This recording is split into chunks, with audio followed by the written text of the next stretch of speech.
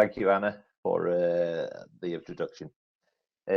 So, as Anna mentioned, the discussion today is going to be around UKEX.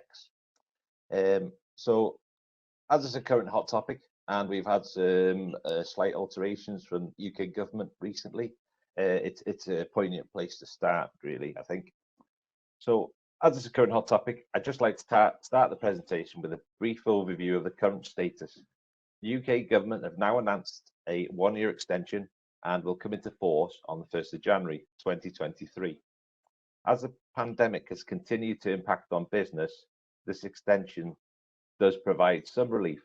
However, the extension highlights for businesses have introduced how they need to prepare better for marking and are encouraged to be ready for the new UKEX scheme as soon as it's possible. One point to note is that the continued acceptance of CE marking being placed on the UK market relies on EU and UK requirements remaining the same. If any deviations exist between the EU and the UK requirements, UK marking, or UKCA marking, or UKEX marking, more to the point, would be required. So UKCA, when's it required? Manufacturers need to use the UKCA marking immediately after the 1st of January 2023, if all of the following applies. We're going through that transition period, was going to be 1st of January coming up, but we're not ready essentially as a company, as a country, I mean. So therefore, we've got this buffer zone.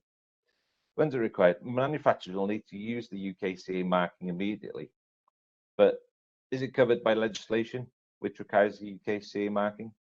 It requires mandatory third-party conformity assessment for certain areas. A conformity assessment has to be carried out by a UK conformity assessment body or an approved body. And if you haven't transferred conformity assessment files to your UK body, this needs to be done so as in before the 1st of January 2023. Now, for instance, it doesn't necessarily apply to existing stock.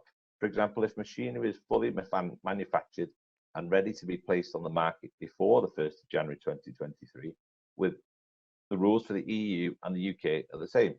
The legislation applies at the point when the individual product is placed on the market.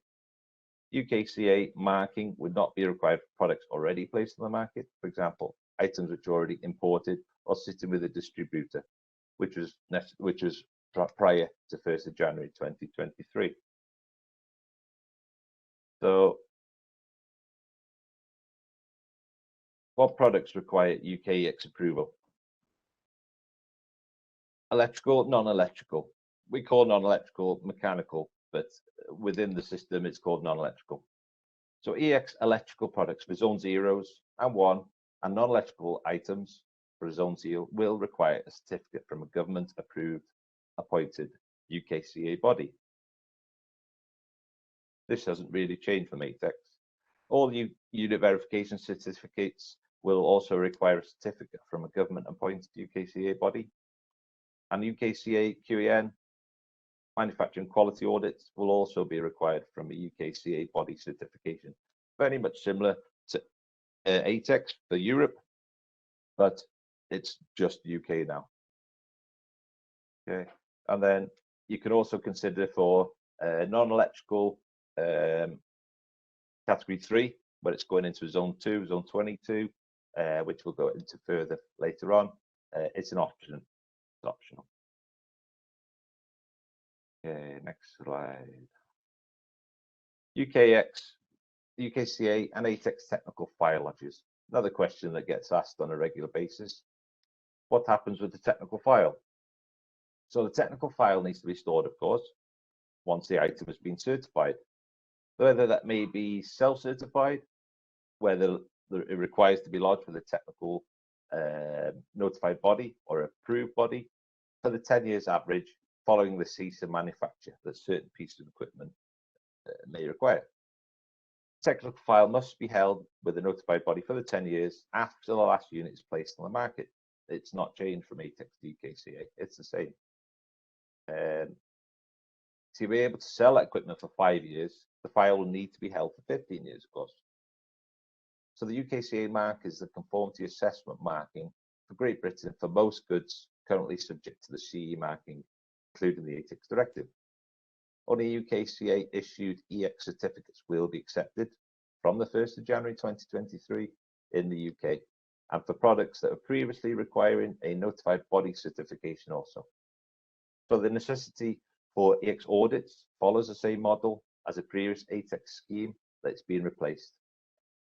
UKCA QAN quality audit notification can be assessed in parallel with ATEX and ICX carried out during the same audit. So this is certainly a relief for many customers where they may be requiring, thinking that they may require an additional audit, but it can be all combined. So within this slide, it's a brief overview of the differences really of how they're now called for the ATEX Directive compared to how the UKSI, the UK statutory instrument, which is for this now, it's 2019-696, which is an amended version of 1107-2016. Within the 696, we refer to Schedule 25 and further into Schedule 3A. But the UK certification will be issued against this list of UK government designated standards also. This is also a new scheme. All products will normally need to be to the latest standard as published on the UK government website. And so you can see where we would refer to with ATEX module B, D, F, C1, and so on. They're now known as parts, part 1, 2, 3, 4, 5, 6, 7. So it's just a case of getting your head around the differences, really. Slide 9. What needs to be stated on that UKCA declaration? So the manufacturer's documentation or the authorised representative must conform to several areas. They need to declare that the product is in conformity with the relevant statutory requirements, which are applicable to the specific product. They need to make sure the documentation has the name and address of the manufacturer or you're the authorised representative, together with information about the product and the conformity assessment body where relevant. The declaration should be available to market surveillance authorities on request. The products being placed on the market with UKCA marking will need to be supported by a UK Declaration of Conformity. The DOC or Declaration of Conformity will follow the same requirements as EU. Needs to refer to the UK SI, so the UK statutory instruments, which are all on the UK government website. It needs to reference the designated standards, which coincidentally are, from what I last checked, was still EN standards, which is interesting. And where the reference to the UK approved body. And the final answer is, can products be marked for UKEX now? Well, yes, the simple answer is it can be approved now.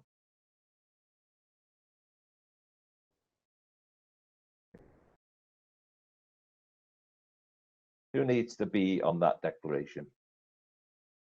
So the importer, authorised representative, needs to be on that declaration and needs to be there from as mandatory 1st of January 2023, as mentioned. On that declaration, there needs to be information for the goods which are labelled with the company's details, the company's name and a contact address. And correct conformity assessment procedures are being carried out for the goods of the correct conformity markings, i.e. UKCA marking on the marking plate itself. Manufacturers draw up the correct technical documentation and compiled with the labelling requirements. And you must maintain a copy of the declaration for a 10-year period. And the goods need to conform, of course, with the relevant essential requirements, HSRs as such before. Okay, and we do have a link here for the designated standards list if need be. Who could sign the declaration? So, declaration conformity can be drawn up by the manufacturer or a UK authorised representative While that authorised representative must be UK based, there's no obligation for the manufacturer to be based in the UK. If the manufacturer is based outside the UK, then the importer who brings brings the product onto the UK market bears that responsibility for the product meeting UK requirements, and of course including bearing the risk of prosecution for fraudulent claims.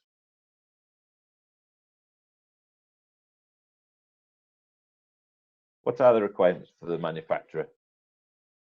So EHSRs, essential health and safety requirements, requirements for the design, marking and instructions, conformity, attestation, requirements for all machinery.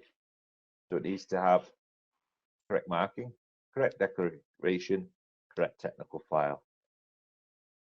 And for the procedures, either an assessment of conformity with internal checks on the manufacturer, possibly this would come under category 3, non-electrical, electrical zone 21s, 22s, a type examination procedure plus the internal checks on the manufacturer, or a full quality assurance.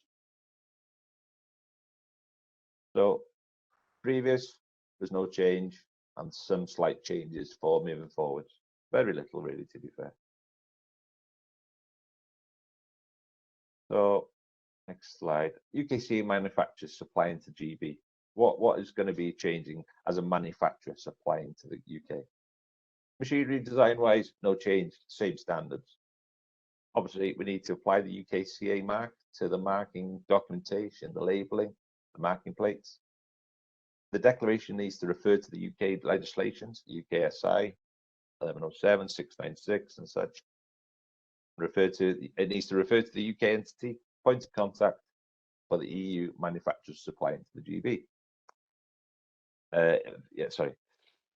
The technical file needs to be in UK, but if you're an EU manufacturer, the technical file doesn't necessarily need to be on UK soil.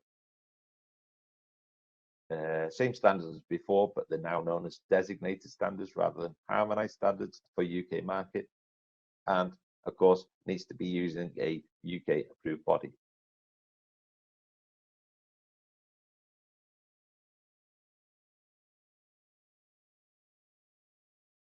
So UKCA has continued TUV support with several links. We've got UKCA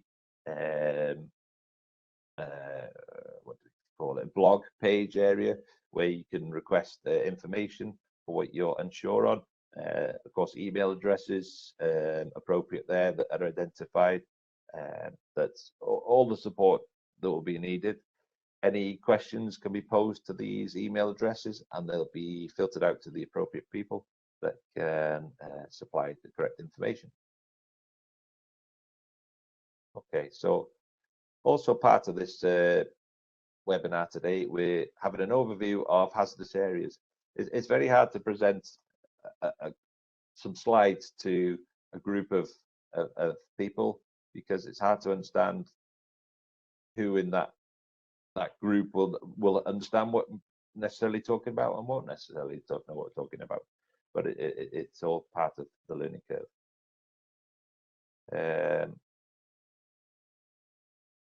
Overview of hazardous areas.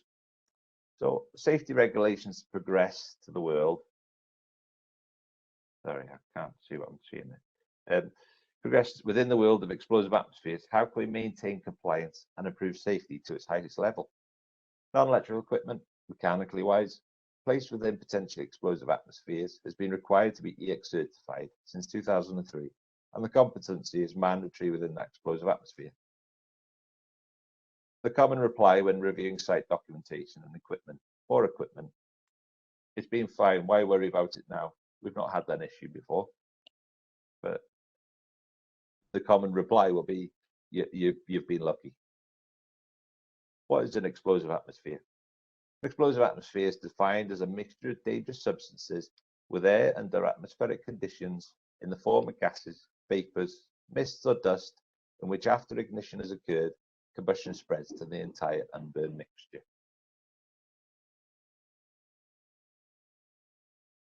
It's as simple as a fire triangle. Now, for the ignition, you need oxygen, you need heat, and you need a fuel source.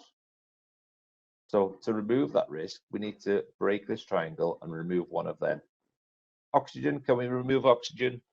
On the vast majority of things, no. But if it's in a pipeline, possibly you could introduce nitrogen blanketing if it's suitable, because it will remove the oxygen depletion.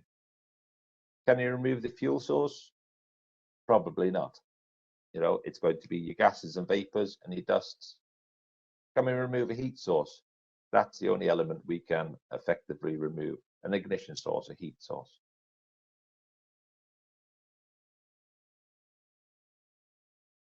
So then we move on to the specific directives that are in place for both UK and EU that are still in place.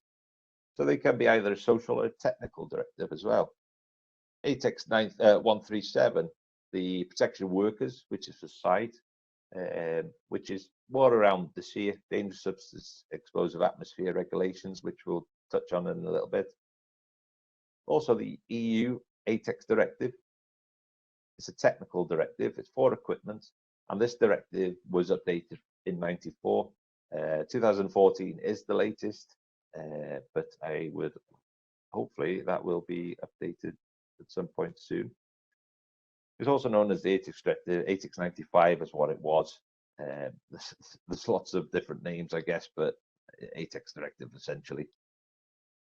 And for the UK, is now known as the EPS, or the Equipment Protection System, intended for use in potentially explosive atmosphere regulations. 2006, as mentioned, it's a UKSI 2006-1107, and it was amended to 2019-696. And in that document, which can be easily downloaded and PDF'd off the UK government website, if you look at Schedule 25, this is where all amendments and identifications are shown for what the UK has to follow moving forward.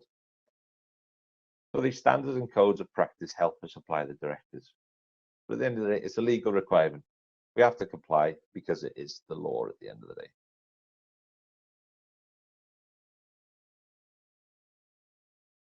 Now, a key element for hazardous areas is competency. We need to know what the risks are, and awareness is the biggest point to start with. What are the risks? So competency within potential explosive atmosphere is competency of a responsible person, operatives and designers shall be verified and attributed at intervals relevant to national requirements and regulations or standards or user equipment based on sufficient evidence that the person has necessary skills required for the scope to work, can act competently across the specified range of activities, and has the relevant knowledge and understanding underpinning competency. So competence in the ATEX areas and manufacture of equipment is mandatory, which is defined in the standards and enforced by national legislation or competence assessment frameworks internal to the company. The knowledge, skills, and competencies of responsible persons, operatives, technicians, and designers are defined in the standard ISO 679-14, and it's 2014, it's the latest version, and are also required internationally by the IEC regulation standard. It's the same standard number, UKEX 679-14. It's like the year is slightly different. So what sorts of industries do we see hazardous areas? So of course, we have many customers in all these industries. So it's quite a broad, even though it's a niche industry and niche market, it's quite a broad spectrum of companies that we can assist. You're thinking about the chemicals and processes, pharmaceutical, food production, wastewater, oil and gas. They're all massive industries in their own. But if you think about food production, a flour mill, you're going to have combustible dust, combustible flour dust that potentially could be all over the place. A lot of it comes down to house cleaning. Now, if anything more than 5 mil lay, it's considered as an extreme hazard. But that's that industry. If you go to pharmaceutical, that dust product is of the high value, and therefore you won't see much of leakage. It's more internal. So all these industries have the risk, but it's a different potential on each site. So it's multiple industries. So as safety regulations continue to progress within the world of explosive atmospheres, how can we maintain compliance and improve safety to its highest level?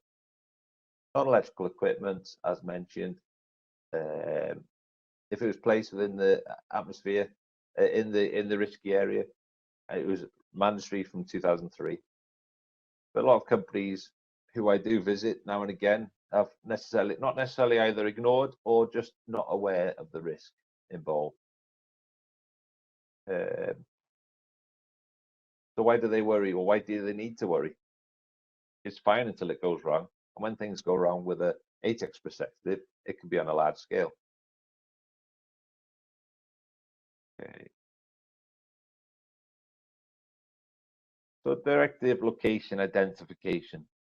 So bottom left corner there, you can see within a hexagon, 3 fuel tank or chemical works or oil refinery tanks of some description. So that hexagon is per site.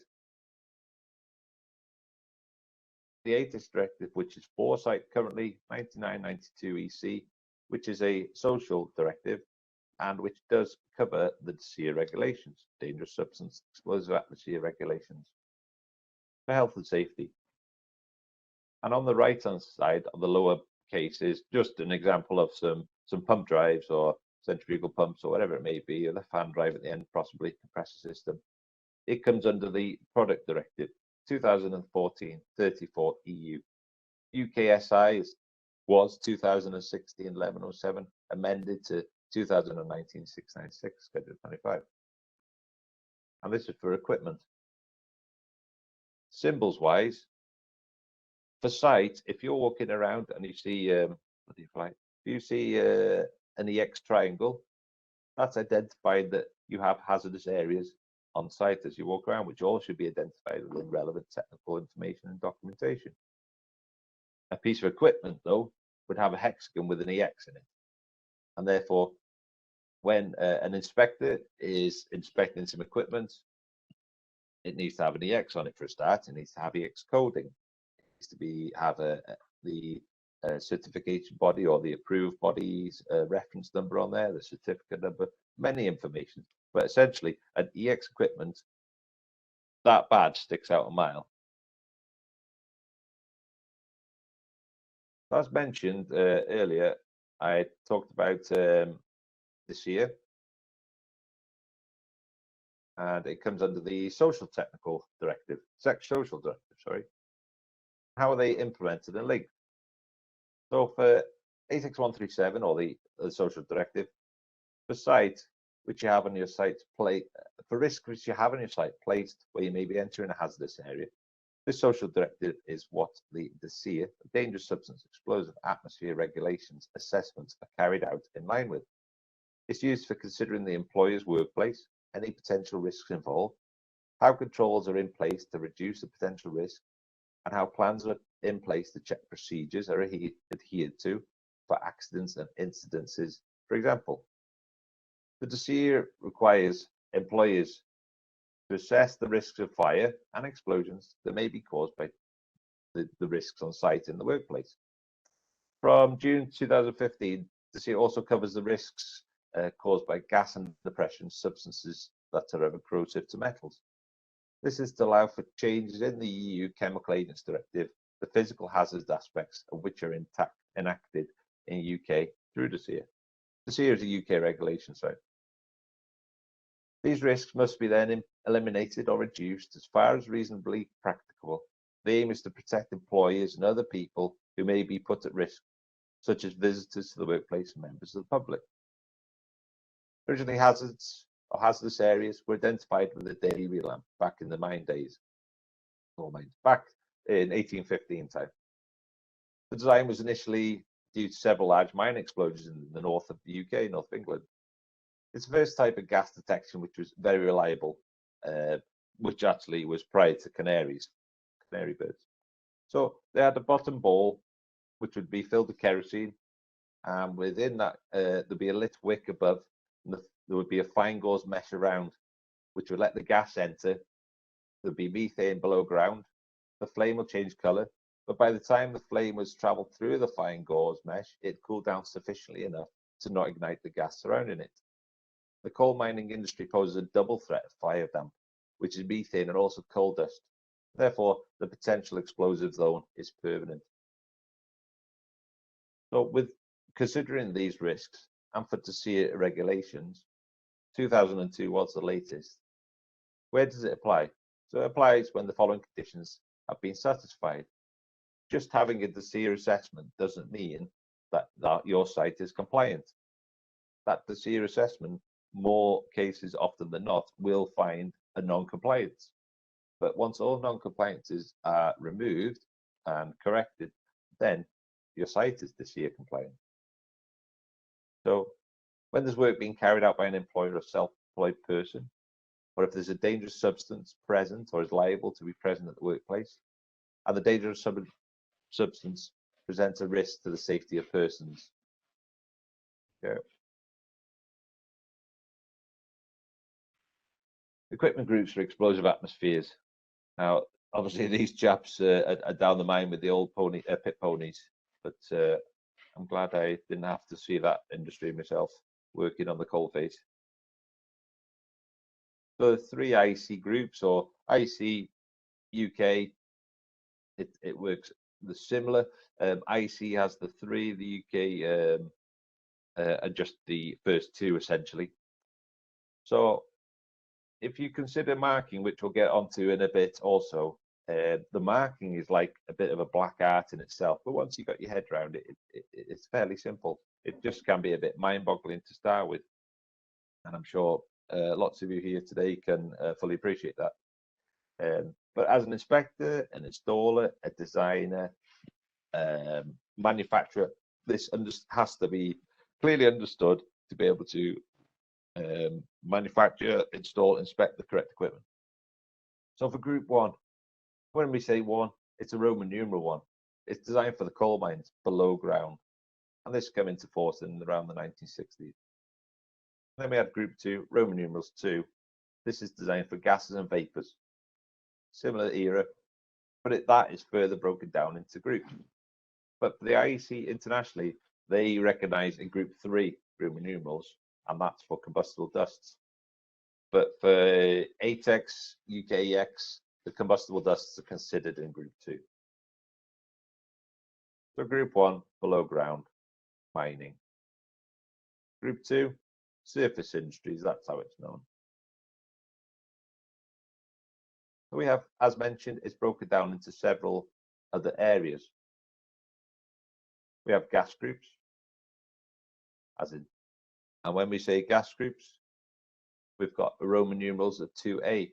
Now, these have to be separated up in the label to make any sense. 2A gases generally, for example, propane, it requires the more ignition energy to ignite, keeps it a bit simpler. Middle ground is 2B, Roman numerals again. This is generally your methane areas. And then 2C, the more volatile types of gases, such as hydrogen, it requires less energy to ignite. But hydrogen is more of a volatile gas, but it doesn't ignite to a higher temperature. So, but with regards to gases, there's about 290, 295 recognized gases, I think it is now, in the standards and regulations. So they all can be referred to easily, which all is identified, which gas groups they fall in, temperature classes, which is part of the marking, and ignitable energies. But as mentioned, for UK and Europe, we have within the group 2 of surface industries, we also have dust groups. Now we have Roman numerals again, 3A. This is for containing dust flyings of fibers, the large type of combustible dusts. 3B, this is combustible but non-conductive. And then we have finally 3C, which is combustible but also electrically conductive. Now, if the best type of piece of equipment manufactured is going to be for the worst case scenario, of course. So for gas, it might be 2C for hydrogen, but if it can go in 2C hydrogen, it can go in all the other gas area groups. And it works for dusts. If it's marked 3C, perhaps it's a terminal box on a motor. So it can be, you're going to have possible higher IP rating on it, and therefore you don't want the dust to get in where there may be terminations. We also need to consider ignition sources. How can we remove that ignition source? Part of any certification project, the first part is considering ignition sources. You know, the manufacturer will have designed it to the applicable standards, hopefully, and the first port of call is, can we remove an ignition source? Now, generally, hot surfaces, static electricity. Now you can consider for static electricity non-metallics.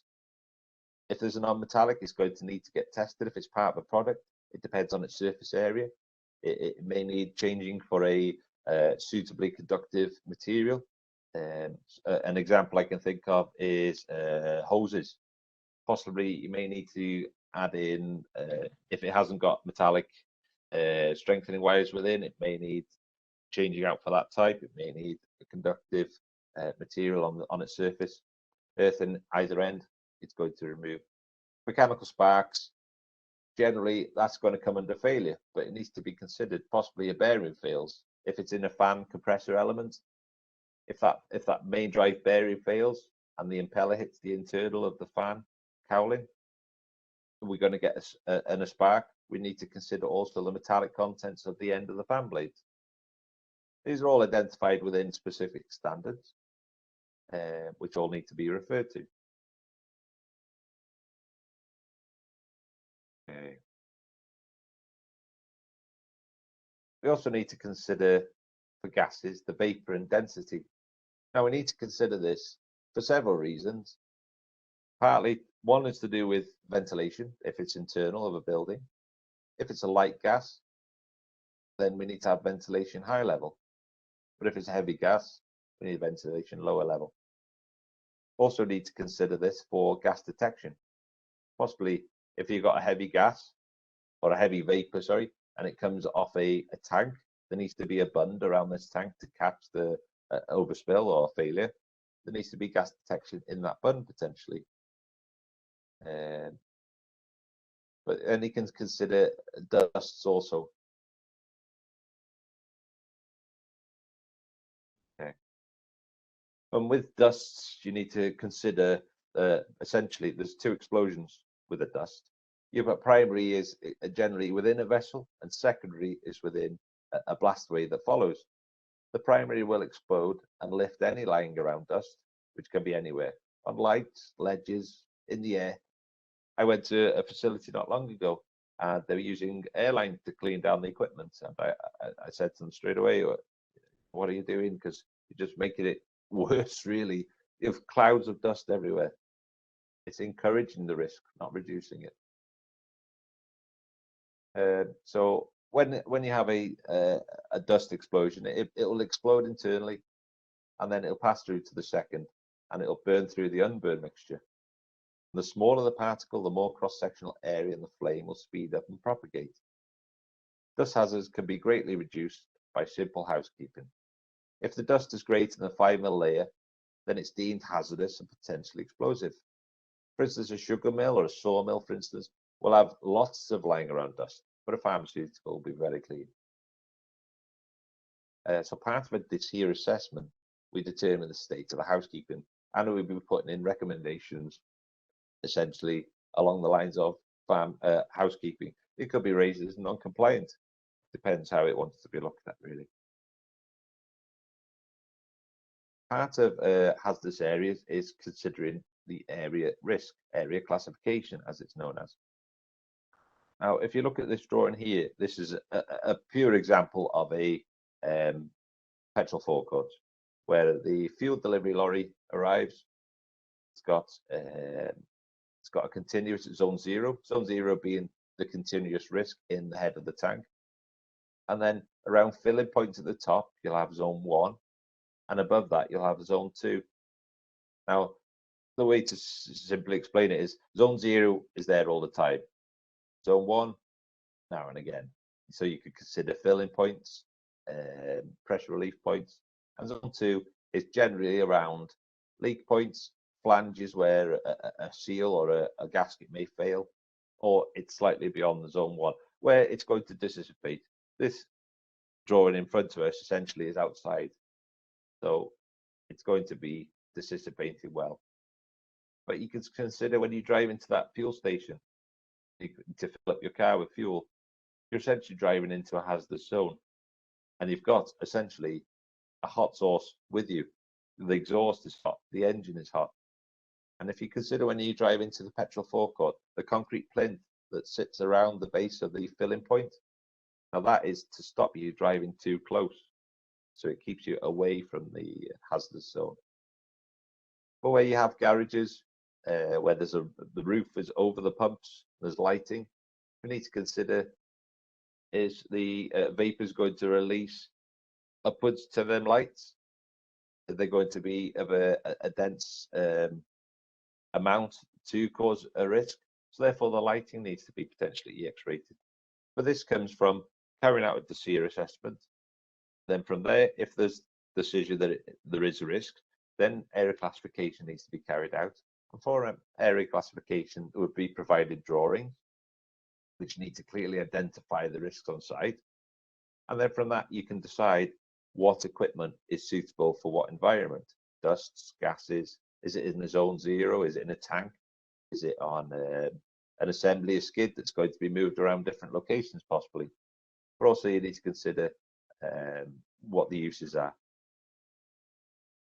Okay.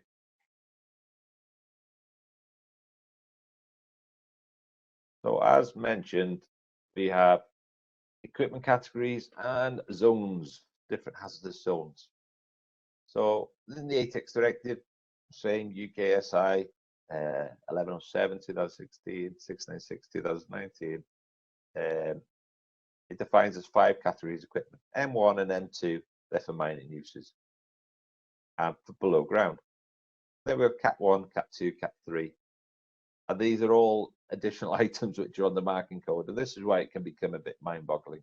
But I think essentially it's fairly simple once you've got your head around it. So for ATEX categories, category 1 is designed to stay safe with 2 potentially known faults. And this can go in a gas zone 0, and a dust would be known as a zone 20. Category 2, a piece of equipment, is designed for to be operational safe with 1 known fault, gas zone 1, dust zone 21. And then category 3 is for equipment with operational safe, no considered faults, and it can go as zone 2 gas, zone 22 dust. But essentially, if a piece of equipment can go in zone 0, when it's the riskiest, it can go in them all. But if it's category 3, it can only go in a zone 2, 22.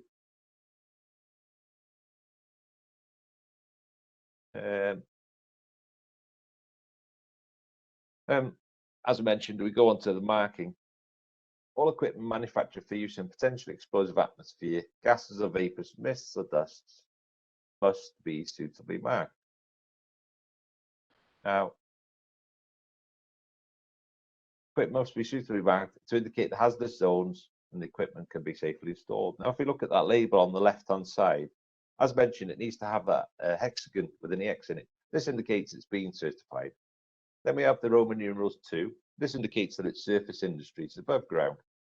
Then we have the number 2 itself, and this indicates it's a category 2 piece of equipment. We have a uppercase G because it's for gas. Now that essentially item line is for ATEX, UKSI, UKEX, sorry. But the slight box below is also for ATEX and UK. with the additional extra 2 letters at the end, which IEC have additionally added in. It's got EX because it's an EX product. It's got D and E lowercases now. These are protection concepts, which are essentially items such as EXD. It's flame proof. It can contain the ignition source. It can ignite, but be safe external. And then we have Roman numerals 2 and a C, and that indicates that it's suitable for 2C gas, and therefore it can go in all gas areas, hydrogen essentially. We have a T4, and the T4 is a number, it's a temperature rating, which allows for, in this case, it tells us it gets to 135 degrees, safe operation, that's the hottest point on surface temperature. And we have GB, which is, like mentioned, IEC marking, and it effectively, it tells us it's for gas zones and it's for zone 1. As a category, it's quite confusing. Category 2 is suitable for zone 1. Okay, and then on the slide on the right, it's slightly broken down a bit further. For anybody who's going to look back at this recording, it might be easier and better explained there. Obviously, time constraint today. So another area we need to just mention is inspection and maintenance. So the standard for inspection and maintenance, remember, installation was 679-14. Inspection and maintenance is EN ISO 679-17. So the standard contains specific requirements for inspection and maintenance, electrical installations, gas and dust atmospheres, but not including mines. The purpose of inspection and maintenance, up-to-date documentation, verification dossiers, including any modifications for the following listed below should be provided. The zone classification or area classification, EPL, equipment protection levels, which is derived from the IEC basically. It's then 2 letters at the end of the marking. We need to know the apparatus group and temperature classes for the equipment, any list or location details, possibly a bill of materials of where the items are located. Sometimes products are certified with a X at the end, which implies implies a special condition has been applied, which would have been at certification point. But that special condition could be it has to be mounted or located in a certain area. So the records need to be available to enable the EX equipment to be maintained in accordance with its type of protection. For example, following there, list of equipment, location, spares, certificates, tech information. There needs to be additional first inspection records also, and this is detailed in 679-14 for installation. And the requirements for other documentation that may be provided, repair, reclamation possibly.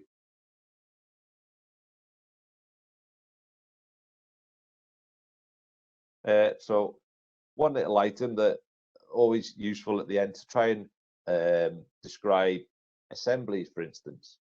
Assemblies can be marked in several ways that could confuse people. But we have essentially a skid where you have a motor, a coupling, and a drive pump. And they could be all individually separated, individually marked, that needs to be identified with an overall. So we may have a pump, and if we think back to the coding, we've got category, we've got Roman numerals 2, which is surface industries, category 3, but it also can be essentially marked for gases and dusts. And we have a protection concept, the gas, temperature class, and the EPLs. Then we have a coupling in the center, which again, it has its own coding. And we have to compile these different codings along with the motor to check which is suitable and which is the worst case scenario, essentially. So if we compiled all these markings into one overall label, we would get to this, hopefully. Hopefully it's correct, should be. But essentially, it's suitable for surface industries. It's only suitable for zone 2 because it's gas. Even though it has a number 3, that means category 3. And just to confuse things, category 3 is only for suitable for zone 2. And the pump has defined this because the pump is only suitable for that area. Now, we have EX, DE, and then we have a H. They're all the protection concepts that need to be separated up. EXD, flame proof, EXE, EXH, non-electrical. And then we have a gas group of 2A. Now, the pump again defines this because it's only suitable for the lower end of gases, harder to ignite, the propane types. Then we have a temperature class of T3, which is regulated by the pump also. And then we have the EPL and GC. And that T3 temperature class identifies that it can get up to 100 degrees. Now, if that item was placed in a location with a gas that leaked and it came over this pump skid system and the gas had an ignition temperature of T2, the question would be, are we safe? And essentially in this area we are, because the T2 temperature gas is of a higher value. So we're coming to the end nearly. It feels like it's flown by, but it probably hasn't. But just some services that we are offering in the UK now for hazardous area protection, UK services. Globally within the company, we're well developed within Germany, Italy, China, and then for the UK, we're developing moving forwards. I personally work within the machinery department, and we're growing the business. It's productive and moving forwards well. But essentially, services that we carry out and offer currently: DSEAR assessments, initial inspections for existing and new equipment, regular periodic inspection services for visual, close, detailed, and all levels pertinent protection types. Providing, compiling EX asset registers, client databases, verification of all installed EX equipment, ensuring compliance with all standards and regulations, EX installation and maintenance project management. As a company globally, we currently can offer several product certification schemes: ATEX, CCC for China, ICX for global international, in Metro South America, HAZLOC North America, EAC-EX, which is Russia essentially, and UKEX obviously moving into that area. Now, I've pretty much finished now, Anna, but I know you'd like to move towards Q&A questions. Yeah, that's great. Thank you, Rodri. Thank you for that in-depth presentation. So yeah, we do have a few questions. Let's go to the first one. So we've had one come through that says, if an ATEX technical file is lodged, will a technical file lodge be also required for UKCA? Okay, so the file for UKCA lodge must be held by UK government approved body, essentially. In some cases, a body may be both UKCA approved and ATEX notified body. And in that case, it'd be possible to lodge just one file potentially, but the two different notified approval body numbers and addresses would be required for the appropriate declarations of conformity. So essentially, yes. Okay, lovely, thank you. Let me just see what else has come in. Can IEC-EX or ATEX certificate be used as the basis for UKCA certification? Okay, so assuming the test reports are suitable, accredited, and that no significant technical changes, I'd say, then yes, UKCA, UKEX certificate without further testing would need to be reviewed at least, but it would be certainly on a project by project basis. If any certificates are supplied, we can't just provide UKEX approval on a certificate. We also need to look at the technical file documentation that follows it.